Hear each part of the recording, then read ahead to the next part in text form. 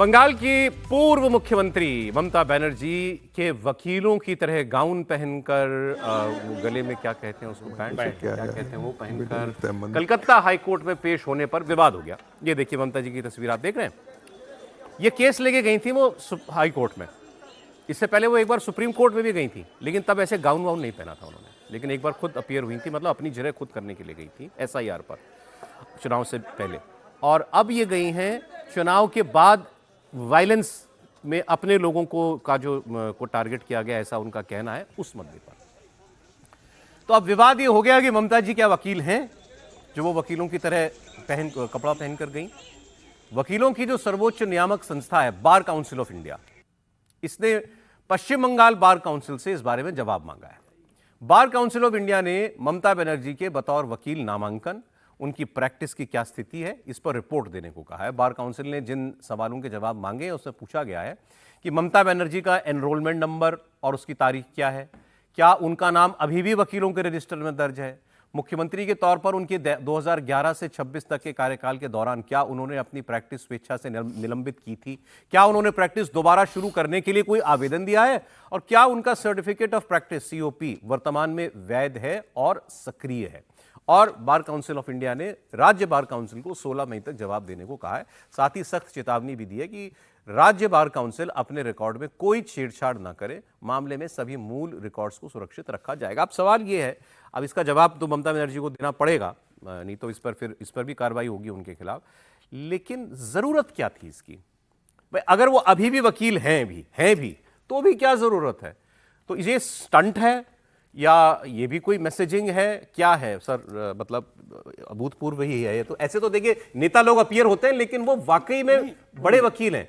सलमान खुर्शीद भी वकील हैं, नेता रहे, उसमें फर्क है सर। मैं वही कह रहा हूं कि लोग अभी कोई लिख के भेजेगा मैसेज कि ये बड़े नेता भी, कपिल सिब्बल भी नेता हैं, प्रैक्टिसिंग लॉयर्स, वो प्रैक्टिसिंग लॉयर्स हैं। और ऐसा है कि जो मिनिस्टर्स बन जाते हैं तो वो उसको उस समय पोस्टपोन कर देते हैं, सस्पेंड कर देते हैं, मेंबरशिप सस्पेंड कर देते हैं, क्योंकि मंत्री हैं सरकार में, तो वो इसलिए उस प्रैक्टिस को नहीं कर रहे होते। और इसको तो ज्यादातर मोटे तौर पर, मतलब मुझे नहीं पता कि पॉलिटिकल स्टंट के तौर पे ही देखना चाहिए। आप बात ठीक कह रहे हैं भाई, कोई ऐसा बड़ा इशू हो जाता जिसको लेकर ममता जी को अपियर होना, बिना वकील के भी आप अपियर हो सकते हो, कहें कि मैं अपनी बात रखना चाहती हूं। केजरीवाल भी गए थे, ममता जी खुद भी गई, तो वो अलग तरीके की बात होती है। लेकिन वकील होकर एक पॉलिटिकल स्टंट की तरह से किया जाए, बार काउंसिल से जो सवाल पूछे गए उसका जवाब मिलना चाहिए, लेकिन इसकी जरूरत मुझे तो कतई नहीं लगती। और इससे कोई बड़ा पॉलिटिकल इंपैक्ट हो रहा हो वो भी मुझे नहीं समझ में आ रहा। इंपैक्ट यही है कि हम और आप बात कर रहे हैं, नहीं कोई यही इंपैक्ट है।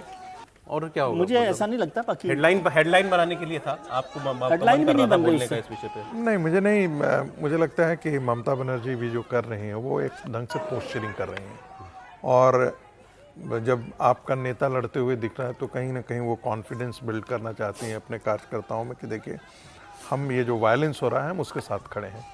आपको ध्यान होगा कि शुभेंदु अधिकारी ने कहा था कि हमको शेल्टर गृह बनाना पड़ा था अपने कार्यकर्ताओं को रखने के लिए, जब बंगाल के अंदर है 21 में, और साथ में पूरे देश के अंदर कम से कम कार्यकर्ताओं से हमेशा संदेश आते रहता था कि 2021 के बाद जो पोस्ट पोल वायलेंस हुआ था या पंचायत चुनाव के बाद जो वायलेंस हुआ था उसमें भारतीय जनता पार्टी अपने कार्यकर्ताओं की उतनी मदद नहीं कर पाई जितनी उसे मदद करनी चाहिए थी, या जिस आक्रामकता के साथ उनके साथ खड़ा रहना चाहिए था।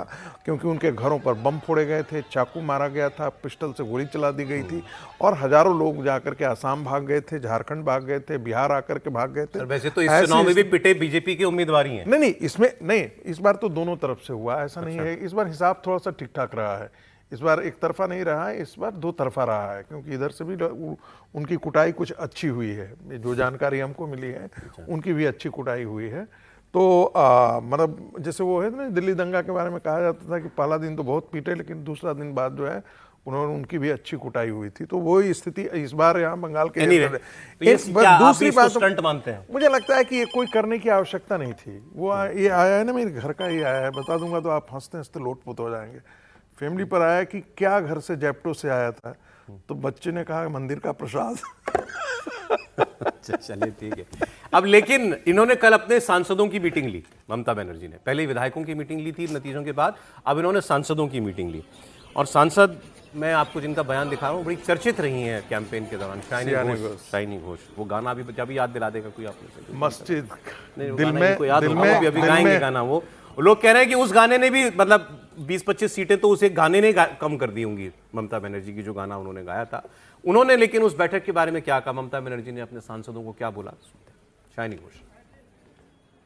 ये इंटरनल मीटिंग है और हमारी नेत्री ने हमको कुछ गाइडलाइंस दिए हैं। देखिए, डरने वालों में से या पीछे हटने वालों में से तृणमूल कांग्रेस नहीं है। ममता बनर्जी शेरनी है, फाइटर है, आगे भी थी और अब भी रहेंगी। और ये वोट जनता का मैंडेट नहीं है। पश्चिम बंगाल के लोगों ने नहीं चाहा कि ममता बनर्जी की सरकार चली जाए। ये वोट चोरी का मैंडेट है जिसमें इलेक्शन कमीशन शामिल है। और दिन दहाड़े ये जो वोट चोरी हुई है सिर्फ पश्चिम बंगाल के लोग ही नहीं, पूरे भारतवर्ष के लोग देख रहे हैं। नहीं, हाई कोर्ट ये तो हमारे लिए जीत है। और जिस तरह ममता बनर्जी आगे भी सुप्रीम कोर्ट गई थी, आज भी तृणमूल कर्मियों के एवं तृणमूल वर्कर्स के हित में लड़ने के लिए वो हाई कोर्ट गई है, तो हमारे फेवर में मैंडेट है। याद दिलाया मुझे इन्होंने, हृदय माझे काबा नयन मदीना, ये गाना गाया थी प्रचार में काबा है, मुस्लिम आबादी के बीच में जाकर के। वो गायक कलाकार हैं, वो अच्छा गाती भी हैं, तो वो एक ये गाना गाया करती थी जिसके बोल ये थे कि हृदय में हमारे काबा है, नैनों में आंखों में हमारे मदीना है। और इल्ज़ाम उनकी पार्टी पे सबसे बड़ा मुस्लिम तुष्टीकरण का था। ये चुनाव जीता भी गया हिंदुओं के वोट से बीजेपी के द्वारा। इसलिए मैं आपसे कह रहा था, मैंने तो कुछ विश्लेषकों को देखा, क्योंकि वो उनके कैंपेन का वो गाना बहुत प्रचारित हुआ था, बहुत प्रचारित, और उसको ले उड़े बीजेपी वाले की ये हालत है, देख लीजिए आप तुष्टीकरण की। उसके बाद इनको हनुमान चालीसा गानी पड़ी थी। अच्छा। उसके बाद सब इनको करना पड़ा था। और जब चुनाव हो गया, परिणाम आ गए, तो किसने गाया मुझे नहीं पता है, लेकिन फिर आया कि हृदय मध्य राधा नयन कृष्णा। ये बीजेपी वालों ने गाया, टीएमसी वालों ने नहीं, गाया? किसी ने नहीं। ये तो जाहिर है कि कोई वैसा होगा, बीजेपी के लोग इसको आगे बढ़ा। इनका वाला तो गा के दिखाइए एक बार। नहीं, इनका वाला तो गाना थोड़ा कठिन है, क्योंकि सायोनी जी की बराबरी कहाँ हम कर पाएंगे। वो तो पूछिए प्रोफेसर साहब। आप बराबरी मत कीजिए, लेकिन गा करके तो दिखाइए, प्रयास तो कीजिए, प्रयास तो कीजिए। ठीक है, नहीं हम तो देखिए वही वाला गाएंगे सर, कि हृदय मध्य राधा नयन कृष्णा।